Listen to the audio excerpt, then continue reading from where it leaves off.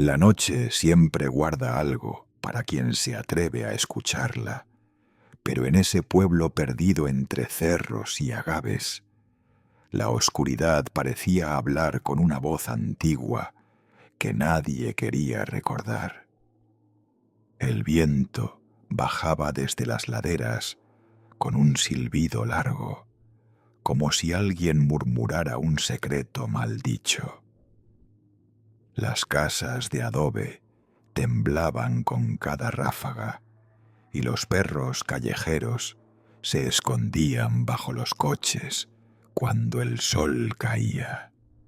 En ese rincón olvidado de Jalisco, a la entrada de un camino que ya no aparecía en los mapas, vivía una leyenda que nunca había sido escrita, pero que todos repetían con miedo. Decían que en lo alto del Cerro del Espinazo vivía una mujer a la que llamaban simplemente la hechicera. Nadie podía recordar su verdadero nombre, nadie quería hacerlo. Las abuelas la mencionaban en voz baja cuando el fuego del fogón chisporroteaba, y los hombres la evitaban después del tercer tequila, por temor a que ella escuchara.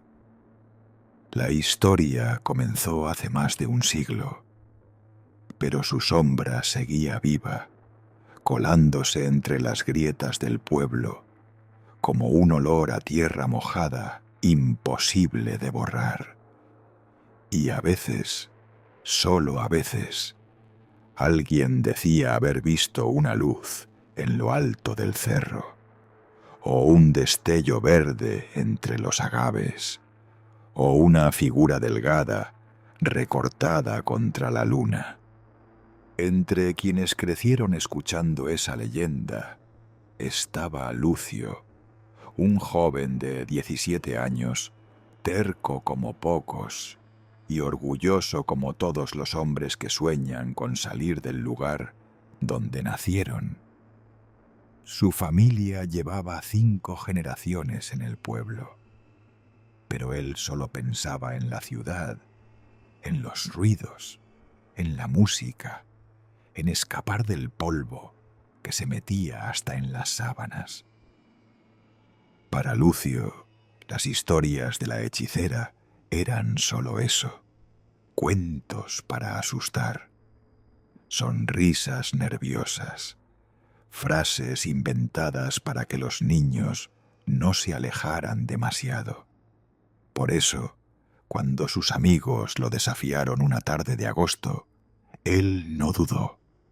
Había calor, había tequila, había orgullo de sobra.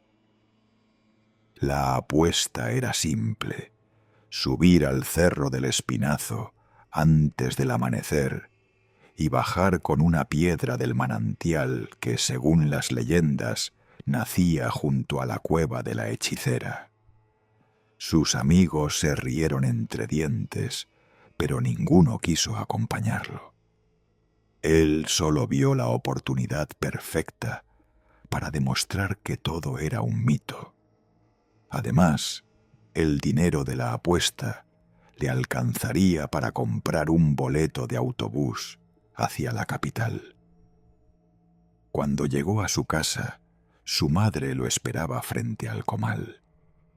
Doña Caridad era una mujer pequeña, pero su voz llenaba cualquier habitación. Tenía el cabello recogido y la mirada dura de quien ha perdido demasiado. Al ver la mochila en la mano de su hijo, no necesitó preguntar mucho. «¿A dónde vas con eso, Lucio?», dijo sin girarse. Él soltó una excusa torpe. «Estudiar. Roberto. Nada importante». Pero su madre, que tenía un instinto casi animal para detectar mentiras, se volvió lentamente, con el ceño fruncido, como si algo dentro de ella supiera exactamente lo que su hijo planeaba. No me mientas, susurró. Puedo oler tu miedo desde aquí. Lucio quiso negar, pero las palabras se le atoraron. Es solo una apuesta, murmuró. No creo en esas cosas. Siéntate. La silla crujió cuando él obedeció. Doña Caridad se acercó despacio, apoyó sus manos ásperas sobre las de su hijo y habló con una seriedad que jamás le había escuchado. Lo que voy a contarte no es un cuento. Tu tatarabuelo conoció a la hechicera. Él fue quien nos dejó la advertencia. Lucio frunció el ceño. No había escuchado esa parte, no en las versiones para niños, no en las fogatas, no en las borracheras del pueblo. Hace más de 100 años, comenzó su madre, llegó una mujer desde el norte, hermosa, extraña, con un acento que nadie conocía y palabras en lenguas que ni los ancianos podían reconocer. Al principio ayudaba, curaba a los enfermos, atendía partos, hablaba del futuro, leyendo las cenizas del fogón. Pero no envejecía. Con los años, la gente dejó de verla como una curandera y empezó a verla como algo más, una presencia que parecía mirar demasiado, saber demasiado, moverse sin hacer ruido. Entonces comenzaron las desapariciones. Primero un niño, luego una muchacha, después un hombre que aseguraba haber visto luces verdes en la cima del espinazo. Tu tatarabuelo subió a buscar respuestas, continuó su madre, y volvió distinto. Nunca habló de lo que vio. Nunca volvió a dormir más de 2 horas seguidas. Solo repetía una cosa, que ella seguía ahí, esperando. Lucio tragó saliva. Era la primera vez que veía a su madre temblar. «No subas», dijo ella, apenas en un hilo de voz. «No provoques lo que duerme en ese cerro». Pero la noche llegó demasiado rápido, y el orgullo seguía siendo más fuerte. Cuando Lucio salió al camino, la luna estaba alta, y el viento traía un olor húmedo, como si la montaña respirara. El cerro del Espinazo se levantaba frente a él, oscuro y callado. No había luces, no había estrellas encima de la cumbre, solo un vacío espeso que parecía absorberlo todo. El primer tramo del camino era fácil, tierra suelta, agaves, piedras viejas. Pero a medida que avanzaba, el silencio se hacía más profundo, más tenso, como si la montaña lo escuchara. A mitad del recorrido, escuchó un sonido leve, un crujido, un murmullo que no venía del viento. Se detuvo. El corazón le golpeaba el pecho con fuerza. Volvió a oírlo, más claro, más cerca, como si alguien caminara detrás de él con pasos suaves, arrastrados. Lucio giró de golpe, pero no había nadie, solo sombras. Sombras que parecían moverse un poco más de lo normal. Respiró hondo. Siguió subiendo. El camino se empinaba.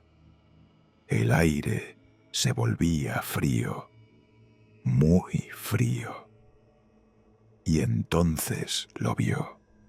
un destello verde entre los agaves, como un ojo que parpadeaba en la oscuridad. Lucio se quedó helado. Algo en el cerro acababa de despertar. Algo que lo estaba observando. Y algo dentro de él, muy en el fondo, supo que la historia que su madre había contado no era solo un recuerdo del pasado. Era una advertencia que él estaba a punto de ignorar para siempre. La ladera se estrechaba a medida que Lucio avanzaba, como si la montaña quisiera cerrarle el paso. El aire olía a tierra mojada, pero también a algo metálico, un aroma tenue que le erizaba la nuca. Cada paso levantaba un polvo fino que se pegaba a su ropa, como si el cerro estuviera marcándolo, sellándolo, reclamándolo. El destello verde volvió a aparecer entre los agaves, más cerca ahora, como un parpadeo nervioso. Lucio se detuvo, respiró despacio y trató de convencerse de que era un reflejo, un insecto, un truco de la luz. Pero la noche estaba demasiado cerrada para reflejos y no había insectos con ojos que parecieran tan humanos. El viento sopló de pronto, empujándolo hacia adelante. Lo obligó a avanzar. El sendero subía en espiral, cada vez más inclinado, torciéndose entre rocas puntiagudas como dientes viejos. El silencio era tan profundo que podía escuchar su propia respiración entrecortada, y cada inhalación parecía más pesada que la anterior. Cuando llegó al primer descanso del camino, algo cambió. Las sombras se volvían más densas, más quietas, como si lo rodearan en silencio. Miró hacia atrás y creyó ver una figura delgada, apoyada en un agave, negra contra la oscuridad. Pero en cuanto parpadeó, desapareció. Lucio tragó saliva, sentía la garganta seca. El miedo no había llegado del todo, pero lo seguía de cerca, pegado a sus talones. Tomó aire y siguió subiendo. A unos metros escuchó un sonido inesperado, un susurro, un murmullo suave, palabras que no entendía, dichas con una voz que no sonaba ni joven ni vieja. Era una voz sin cuerpo, sin dirección. No supo si venía de arriba, del viento o del interior de su propia cabeza. Se detuvo de nuevo. El murmullo cesó. Un silencio absoluto lo envolvió. Lucio sintió algo extraño en la piel, como un hormigueo que le subía desde los dedos hasta el cuello. Algo en el cerro lo estaba midiendo, estudiando, probando si debía acercarse o si debía dejarlo y Entonces el murmullo volvió, más claro, casi un canto, una letanía suave en una lengua que no reconocía. Palabras antiguas, arrastradas como hojas secas. Sintió un escalofrío tan fuerte que tuvo que apoyarse en una roca para no caer. No estoy borracho, pensó. No estoy imaginando esto. El canto se diluyó en el viento, pero el eco persistió, como si la montaña lo susurrara desde dentro. Apretó los dientes y siguió subiendo. El sendero terminó en una planicie pequeña, donde el terreno parecía haber sido aplastado por manos enormes. Allí, en medio del claro, encontró algo que no esperaba. Unas marcas en el suelo, trazadas con líneas profundas, circulares, repetitivas. No parecían dibujos, parecían heridas. Lucio retrocedió un paso. Las marcas estaban frescas. La tierra aún conservaba la humedad de algo que había pasado por ahí hacía poco. Algo grande o algo preciso. Se inclinó para tocar una de las líneas y sintió que la tierra estaba tibia. Demasiado tibia para una noche tan fría. Al alzar la vista, vio otra cosa. Un rastro. Huellas alargadas, hundidas en el suelo, que no parecían humanas. Huellas que llevaban directamente hacia la parte más oscura del cerro. La cumbre estaba cerca. Podía verla como una sombra alta, irregular. Muy arriba, entre las piedras, algo brilló, un reflejo plateado. Podía ser el manantial, podía ser la piedra que necesitaba para ganar la apuesta.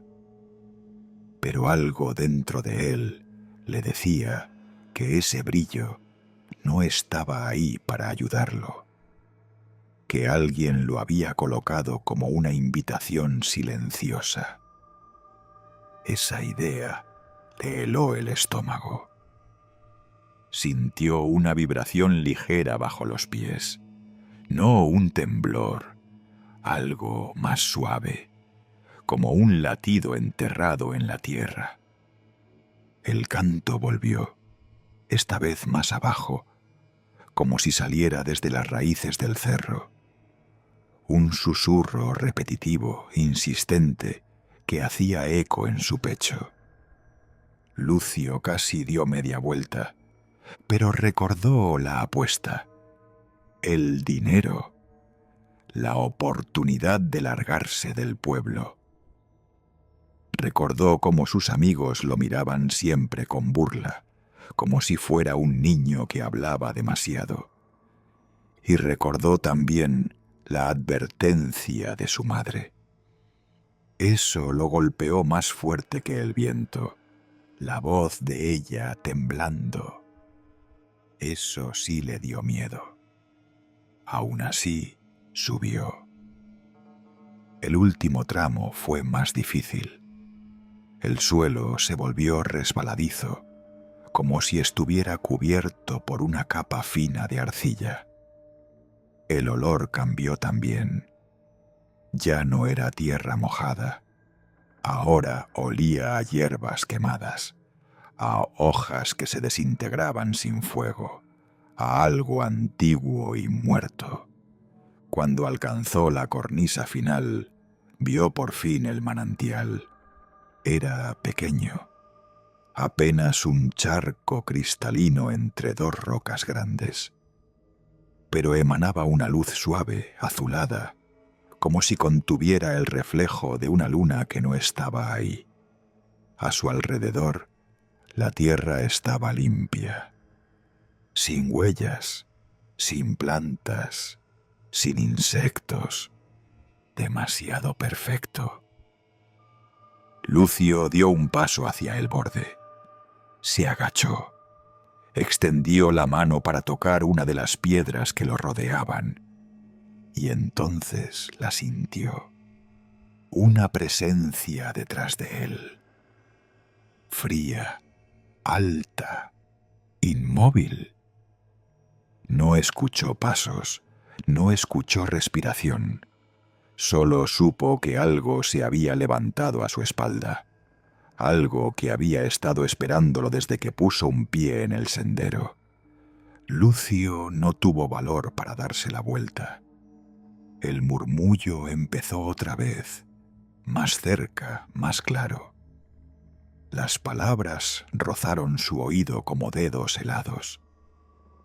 No entendía el idioma, pero entendió la intención. El sonido se volvió un susurro profundo, casi un aliento.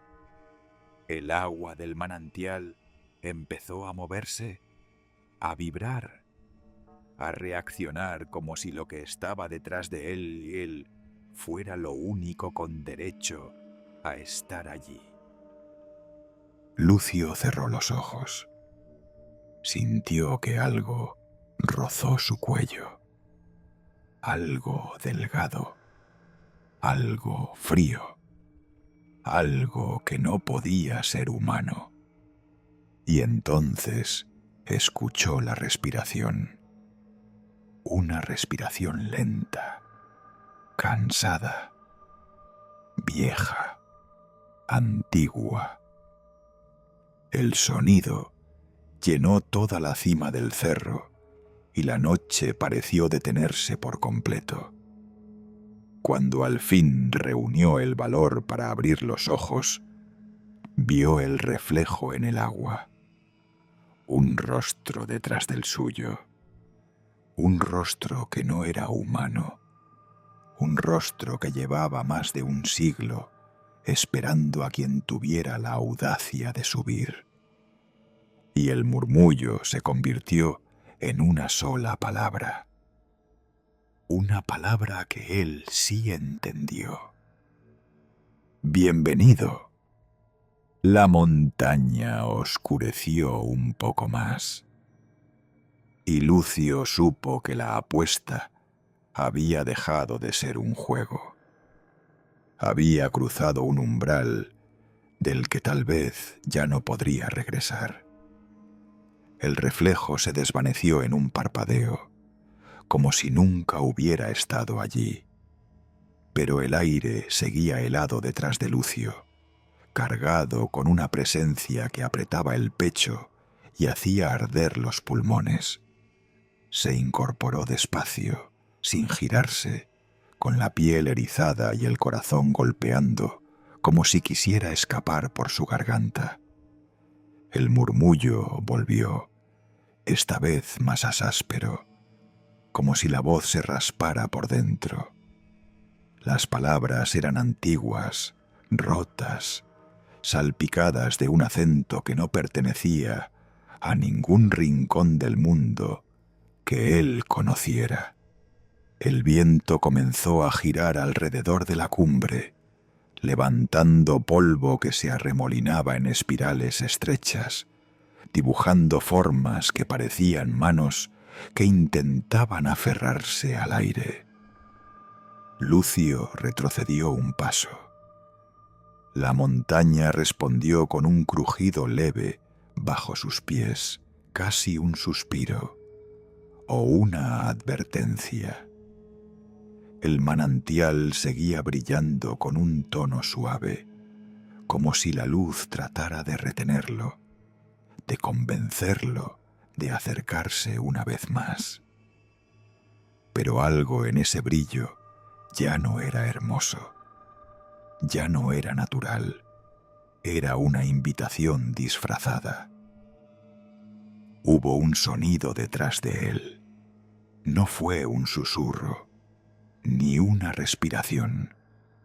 Fue algo parecido a una pisada lenta, pesada, arrastrada, como si alguien caminara apoyando primero los dedos y luego el talón. Lucio apretó los dientes. El miedo subió por su espalda como agua fría. Dio otro paso atrás, sin mirar. Otro sonido, más cerca. Su mente gritaba que corriera, pero su cuerpo seguía clavado en el lugar, paralizado por una mezcla de fascinación y terror. Cuando por fin juntó el valor para girarse, lo hizo solo un poco, apenas lo suficiente para ver el borde de una sombra, no un cuerpo.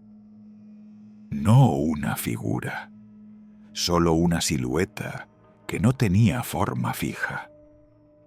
Como humo, como niebla, como algo que estaba intentando imitar lo humano y no lo conseguía. Lucio contuvo la respiración. El viento parecía murmurar su nombre con una voz que no era la de nadie. La sombra se alargó, estirándose hacia él. Era imposible decir dónde comenzaba y dónde terminaba. Cambiaba, pulsaba, respiraba como si estuviera viva. Retrocedió otro paso y pisó una piedra suelta. La roca cedió bajo su peso y él cayó de espaldas. Golpeó el suelo con fuerza y el aire salió de su pecho en un chasquido seco. Mientras intentaba reincorporarse, una figura bajó por el borde del cerro. No la sombra, otra. Algo más sólido, más humano.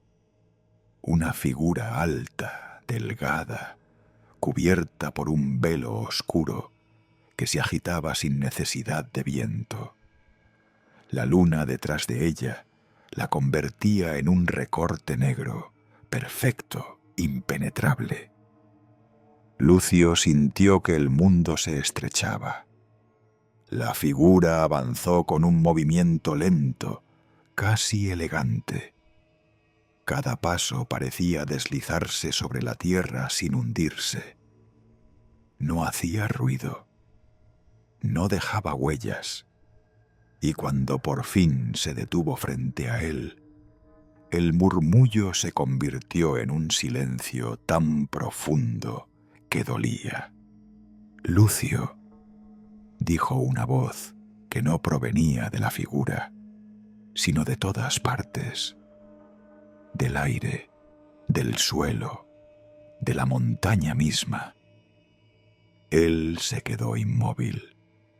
La figura no tenía rostro, pero sentía sus ojos encima, observándolo con una paciencia agotadora. Hubo un momento en el que pensó que iba a morir, pero la figura no se movió para tocarlo. No lo atacó, solo lo observó. Luego levantó un brazo delgado, tan largo que parecía estirarse más allá de lo natural, y señaló hacia el manantial. Lucio negó con la cabeza. No sabía qué quería aquella cosa, pero sabía que ese gesto no podía significar nada bueno. La figura insistió, inclinando la cabeza hacia un lado, imitando un gesto humano con una torpeza inquietante. Lucio sintió un mareo, una punzada aguda detrás de los ojos. El aire a su alrededor tembló con un zumbido leve, casi imperceptible, como el sonido de un insecto atrapado. Fue entonces cuando escuchó otro sonido, pasos que subían la ladera, pasos humanos, pasos apresurados. Alguien gritó su nombre desde más abajo del sendero. Una voz real, una voz con miedo. Lucio. Era Roberto. Lucio no entendió cómo había tenido el valor de seguirlo, pero allí estaba, jadeando, sudando, con una linterna temblando en la mano. Lucio intentó gritarle que se detuviera, pero no pudo emitir sonido alguno. La figura volvió la cabeza hacia el sendero. El velo negro se agitó y las sombras alrededor del manantial vibraron como si hubieran sido perturbadas. Roberto llegó al borde del claro, encendiendo la linterna hacia la cumbre. El haz de luz tembló sobre las piedras, iluminó el manantial, iluminó a Lucio en el suelo, iluminó la figura cubierta de negro. Y la luz falló. La linterna se apagó en un chasquido brusco. Roberto maldijo y la golpeó contra su mano. La encendió de nuevo. Y en el instante en que la luz volvió a encenderse, la figura ya no estaba. Pero algo más había aparecido detrás de Roberto. Algo que Lucio no alcanzó a ver del todo. Solo escuchó el grito, un grito tan fuerte que la cima entera pareció estremecerse. Roberto cayó hacia adelante, rodando por el borde del claro, golpeando piedras, arrastrando polvo. La linterna rebotó varias veces antes de detenerse con el cristal roto. Lucio se puso de pie como pudo. Su cuerpo temblaba.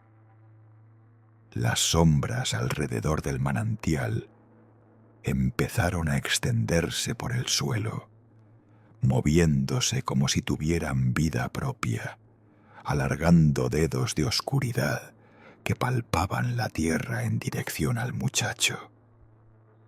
La montaña volvió a murmurar, y Lucio entendió algo que no había querido aceptar.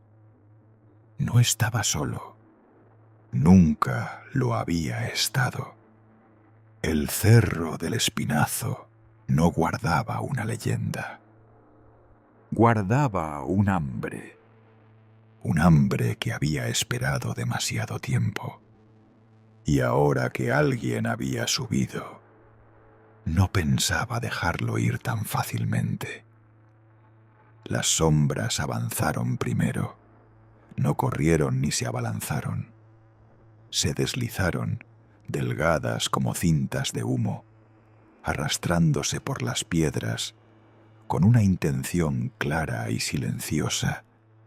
Lucio dio un paso atrás, pero el cerro estaba vivo bajo sus pies. Un temblor leve, casi un suspiro, lo obligó a recuperar el equilibrio, mientras el aire se volvía denso, pesado, como si estuviera respirando dentro de un cuarto sin ventanas. Roberto seguía tendido entre las rocas, sin moverse. La poca luz que quedaba se deshacía sobre su cuerpo, como si la noche quisiera tragárselo. Lucio sintió la urgencia de correr hacia él, pero algo más lo detuvo. Un sonido.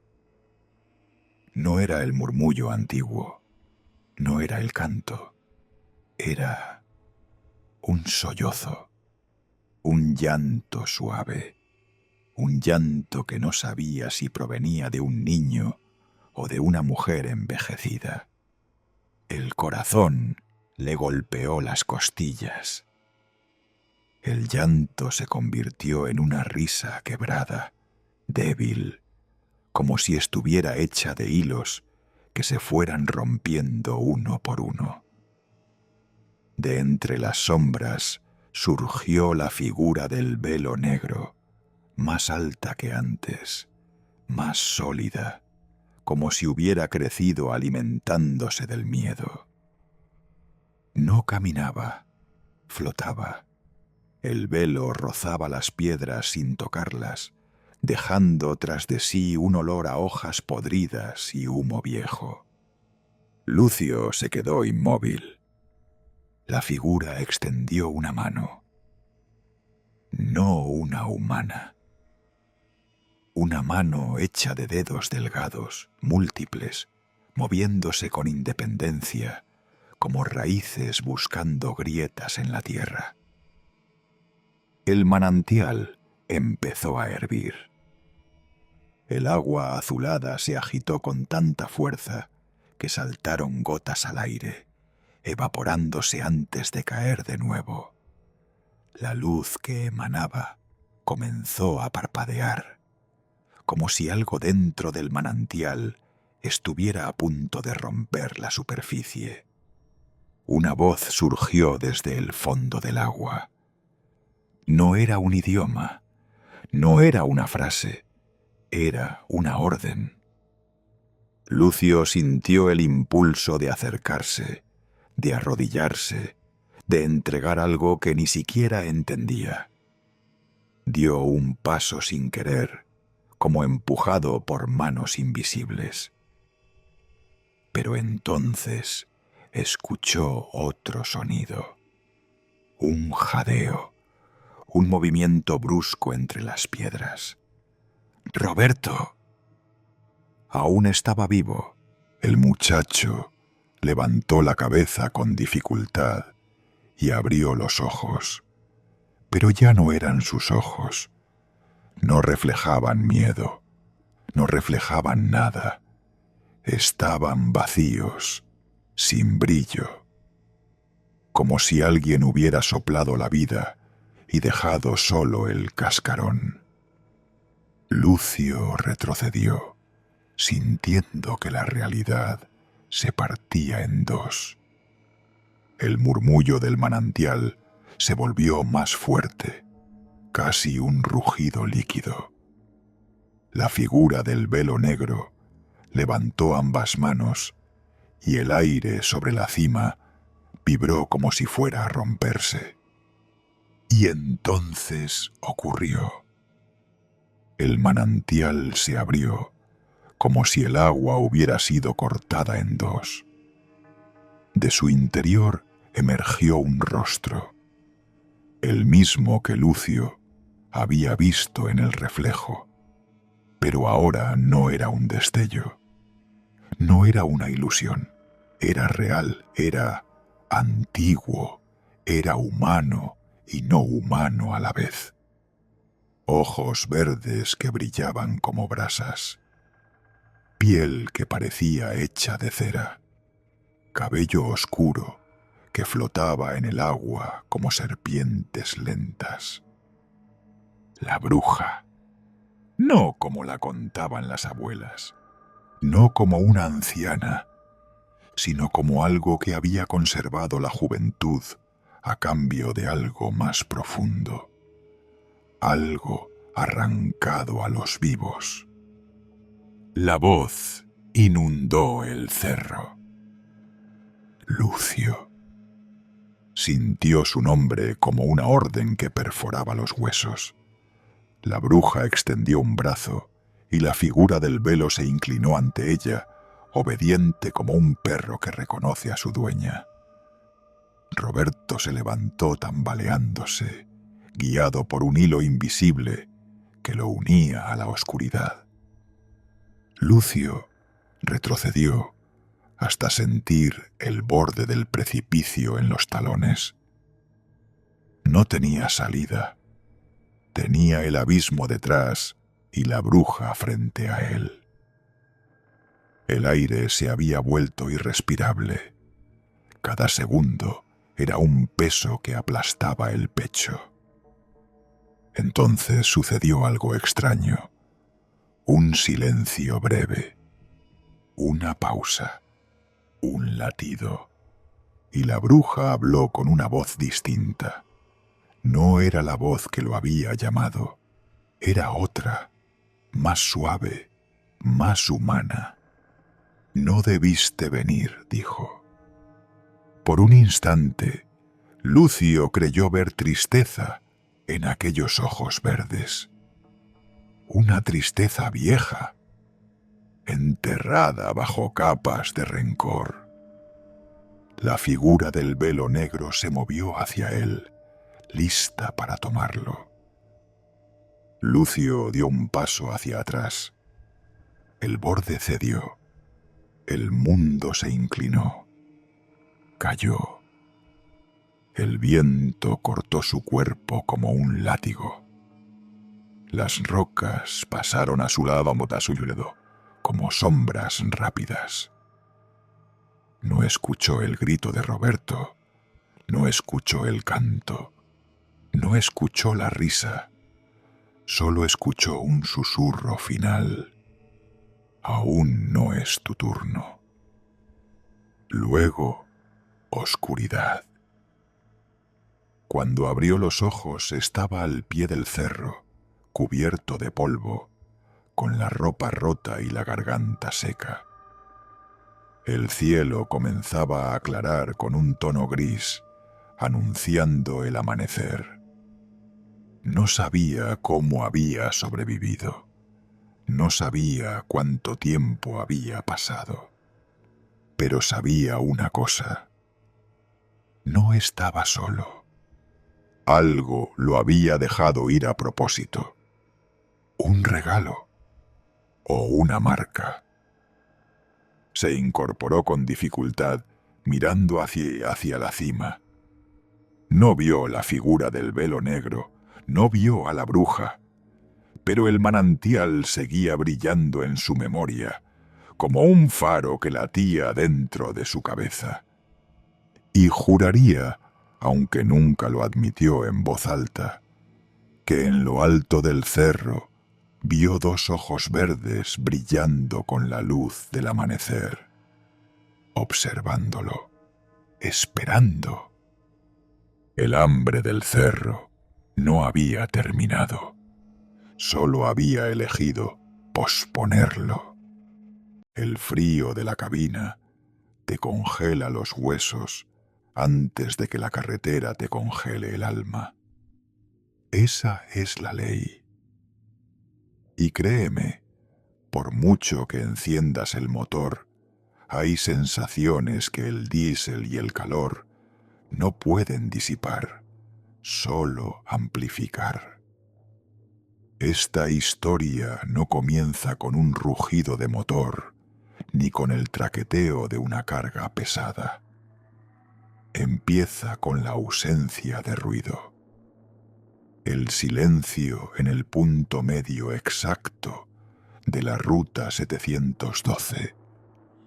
Una línea recta que te obliga a reflexionar sobre lo insignificante que eres. Óscar, con 20 años de rutas en las piernas, siempre había presumido de ser inmune a las leyendas. Un camión, pensaba, es solo metal, caucho y un motor. Las historias son para los novatos que beben demasiado café en las paradas. Su Kenworth, la bestia, era una extensión de su voluntad. Una máquina eficiente, nada más. Esa noche llevaba una carga sellada de alto valor, tan sensible que no podía detenerse. El contrato era claro: no parar hasta Denver. Llevaba 16 horas sin descanso, y la luz de la luna llena era el único testigo de su desafío a la fatiga. Las manos le sudaban sobre el volante de cuero, no por el calor, sino por una ansiedad reptante que no tenía explicación lógica. La radio de la cabina solo escupía estática y el himno religioso de alguna emisora lejana que se desvanecía en el ruido blanco. Óscar apagó la radio, prefiriendo el zumbido constante y familiar de la bestia al ruido vacío. El aire acondicionado soltaba un soplo helado y seco, con un ligero y persistente olor a ozono, como el que precede a una tormenta eléctrica, o pensó con un escalofrío, el que se siente antes de que algo eléctrico se queme. Fue entonces cuando la vio. No era una luz, sino la ausencia de luz. Una sombra de negrura absoluta que se cernía sobre el carril contrario, justo delante. Se acercaba rápido, moviéndose con una cadencia errática, como si bailara. Óscar redujo la velocidad. la duda mordiéndole el cuello. No era un camión, no tenía luces rojas ni blancas. Era una masa informe, una mancha de tinta que la noche no podía cubrir. Mientras pisaba el freno, sintió una opresión en el pecho, un instinto primario de que algo quería ser visto por él, pero no por completo. A veces, la carretera te hace sentir tan solo, tan expuesto, que te preguntas si hay alguien al otro lado de este cristal, escuchando tu último aliento.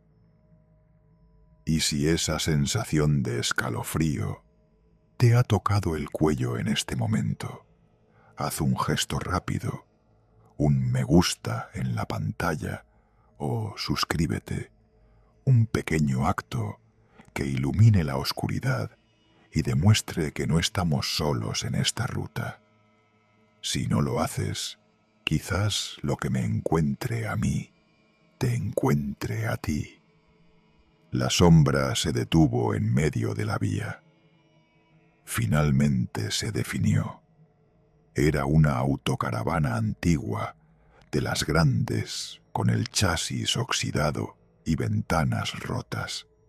Estaba volcada, de costado, pero lo más perturbador era que no había escombros, ni marcas de frenado, ni daño en el asfalto. Simplemente estaba allí, silenciosa y perfecta en su desastre. Óscar detuvo la bestia a pocos metros. El olor a ozono era ahora fuerte, mezclado con un aroma a algo metálico y dulce, como pilas gastadas. Sacó la Maglite y apuntó al vehículo. No se veía sangre, lo cual era un alivio, pero tampoco había señales de vida. La puerta del conductor, ahora orientada hacia el cielo, estaba abierta, revelando un interior lleno de papeles viejos y mantas mugrientas. «¡Hola! ¿Hay alguien ahí?», gritó Óscar, su voz resonando en el extraño silencio. Ninguna respuesta, solo el constante siseo de sus propios neumáticos enfriándose. Se sintió obligado a actuar. Un conductor estaba en problemas. Pero mientras abría la puerta, sus ojos se fijaron en la parte delantera de la autocaravana. El motor estaba ardiendo. Una llama azul, fría y silenciosa, lamía el capó, sin emitir humo, solo esa luz irreal. No era un fuego normal. Y fue entonces cuando notó la matrícula. No estaba abollada. Estaba grabada con las letras SOUIMAOR.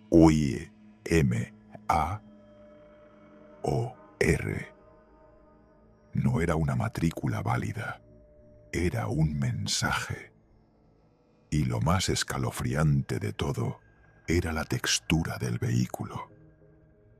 El metal no parecía frío y duro, parecía absorber la luz, y su superficie parecía moverse, como si estuviera cubierta de miles de diminutos insectos que vibraban. Óscar cerró la puerta de su cabina con un golpe seco. La ansiedad se había convertido en pánico.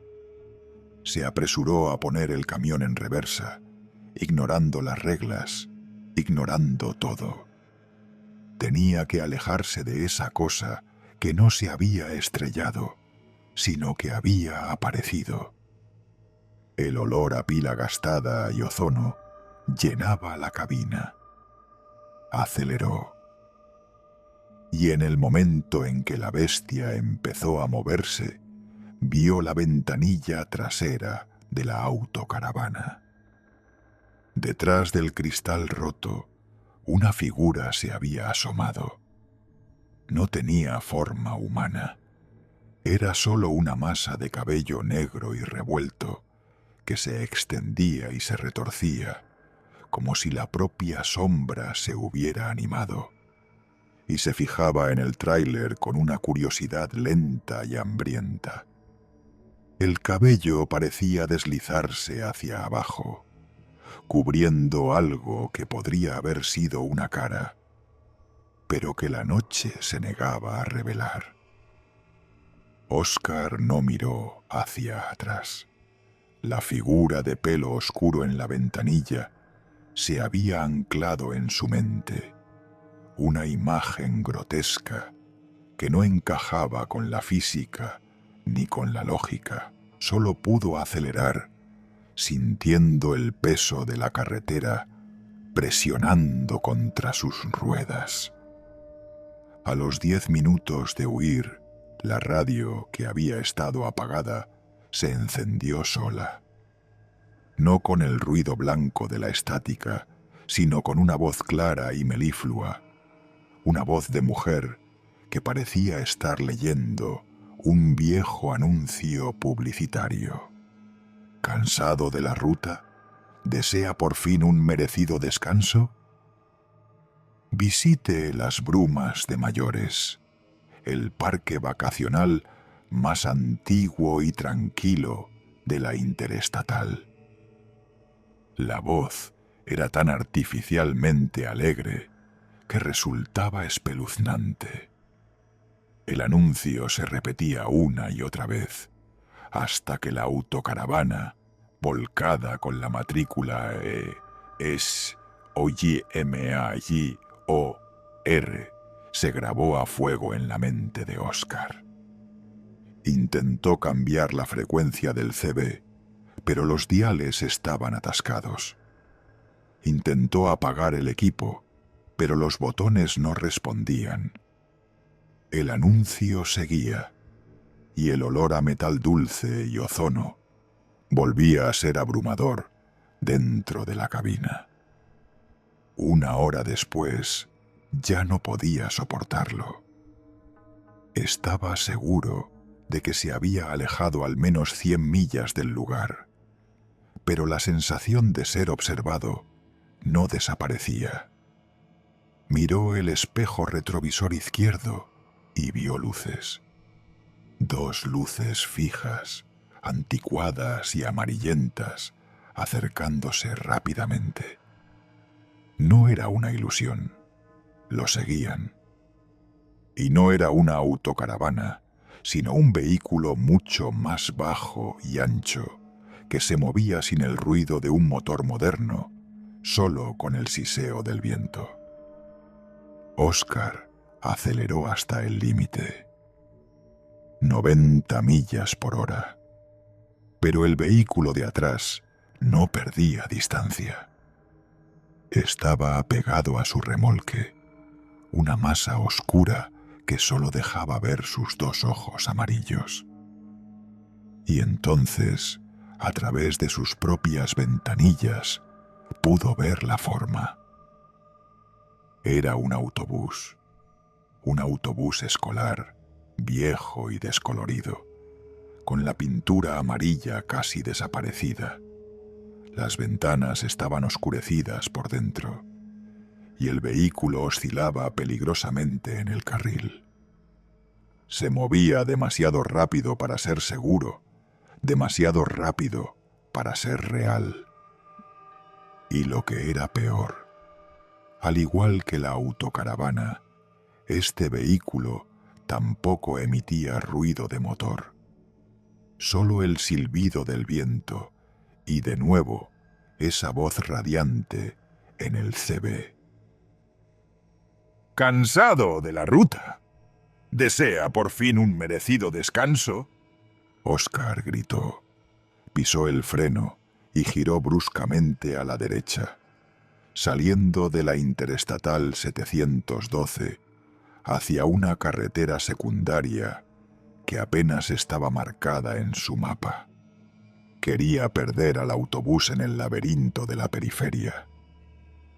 El autobús escolar no giró.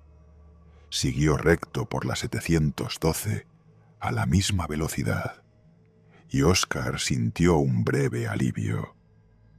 Había roto el patrón. Estaba libre. Pero su alivio duró lo que tardó en revisar su mapa. La carretera secundaria que había tomado se llamaba Carretera del Viejo Bucle, y al fondo de la vía, recortándose contra la pálida luz del amanecer, Oscar vio una entrada de piedra. Estaba flanqueada por 2 columnas dilapidadas y un cartel oxidado, casi ilegible. Con el corazón latiéndole dolorosamente, forzó la vista para leer la inscripción. Era el nombre que la voz de la radio había repetido sin cesar. Las Brumas de Mayores, parque vacacional. Oscar entendió el giro crucial. La autocaravana volcada no era el destino ni el accidente, era la señal. Los vehículos no lo seguían. El destino lo estaba atrayendo. Había entrado en la ruta de una leyenda y no podía salir hasta que encontrara el final de esa carretera. Se detuvo en seco. Los frenos de la bestia chirriaron. El sol por fin asomaba y el aire ya no olía a ozono, sino a moho y a tierra húmeda. Había aceptado el contrato de alto valor sin saber que la carga real era él mismo. Salió de la cabina, tambaleándose por el cansancio y el terror.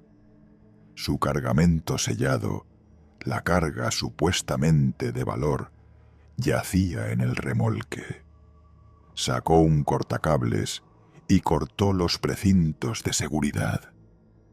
Al levantar la lona pesada, el frío que sintió fue inmediato e inhumano. Dentro no había nada que valiera millones. Solo 17 ataúdes viejos y sin adornos, apilados en perfecto orden. Todos vacíos. Pero sobre la tapa del ataúd superior había un pequeño papel doblado. Oscar lo tomó con manos temblorosas. Escrito a mano, con una letra infantil y temblorosa, solo había una línea. Ya eres mayor. En ese instante, Oscar escuchó un ruido detrás de él, pero no vino de la carretera. Vino del remolque. Los 17 ataúdes empezaron a crujir y vibrar, y el dulce olor a metal y tierra regresó con una fuerza nauseabunda.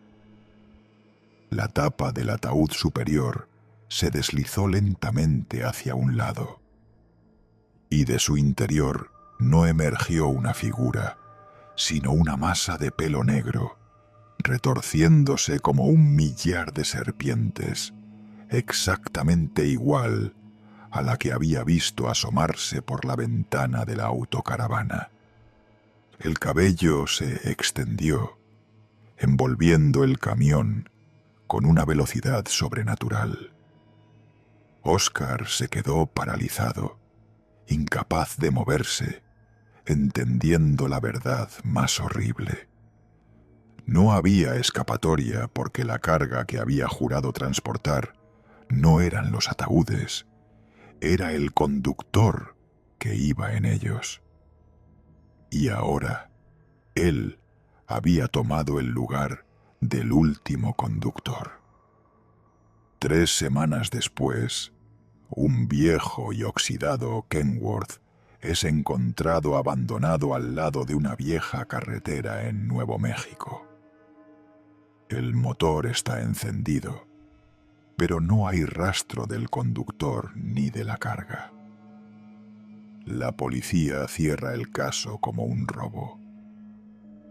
El único rastro que queda es el peculiar y dulce olor a metal quemado en la cabina y, atado al volante, un diminuto trozo de tela negra que parece ser cabello.